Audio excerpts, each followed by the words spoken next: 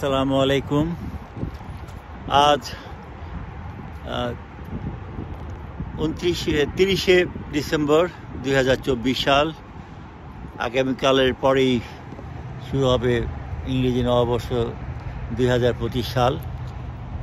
আবারও আপনাদেরকে একদিনের অগ্রিম নববর্ষের শুভেচ্ছা জানাচ্ছি। 31শে ডিসেম্বর ছাত্র সমাজ, বৈষম্য বিরোধী ছাত্র আন্দোলনকারীরা বিভিন্ন বিষয় নিয়ে তারা একটা সভা আহ্বান করেছে, একটা ঘোষণা দিবে, প্রোক্লেমেশন দিবে। শুনেছি যে শহীদ মিনার চত্বরে তারা সেটা করতে যাচ্ছে।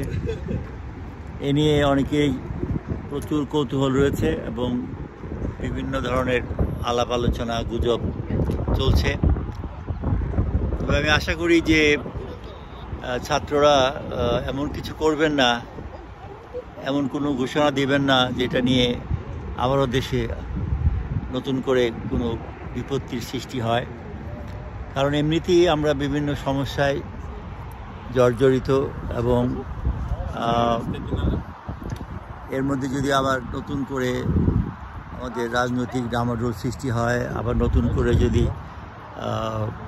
পরিস্থিতির অবনতি ঘটে, দেশটা যদি সংঘাতময় হয়ে ওঠে এবং বিভিন্ন রাজনৈতিক দলের সাথে, ছাত্র সমাজের সাথে একটা যদি বিরোধ, একটা যদি সংগ্রাম, একটা যদি সংঘর্ষ সৃষ্টি হয়, তাহলে আমার মনে হয় এটা আমার দেশের স্থিতিশীলতাকে নতুন করে বিপর্যস্ত করবে। অনেক জ্ঞানীগুণীর কথা অনেক শুনি, অনেক বড় বড় কথা অনেকে বলে। এখন ডক্টর ইউনূস সাহেব তত্ত্বাবধায়ক সরকারের মতোই অন্তর্বর্তীকালীন সরকারের দায়িত্ব নিয়ে একটি সুষ্ঠু সুন্দর নির্বাচনের অঙ্গীকার করে এখনই তিনি 17 বছর থেকে ভোটার বাড়ানোর চেষ্টা করছেন। সেই শেখ হাসিনার কায়দায় কোনো একটা দূরভিসন্ধিমূলকভাবে বিভিন্ন কাজ হচ্ছে।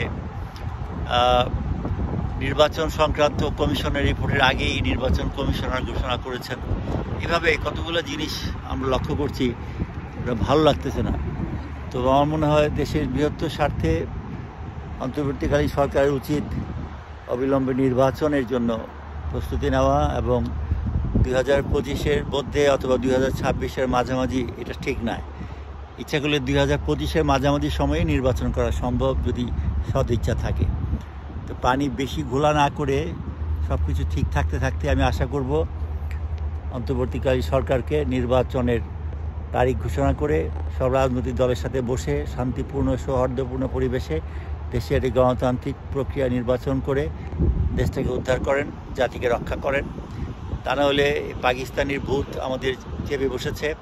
ভারত বিরোধী, প্রতিবেশী বিরোধী, যুদ্ধংদেহী মনোভাব আমাদেরকে একটা অনিশ্চিত ভবিষ্যতের দিকে ঠেলে দিচ্ছে, যা কোনোভাবেই কাম্য নয়, কোনোভাবেই অভিপ্রেত নয়।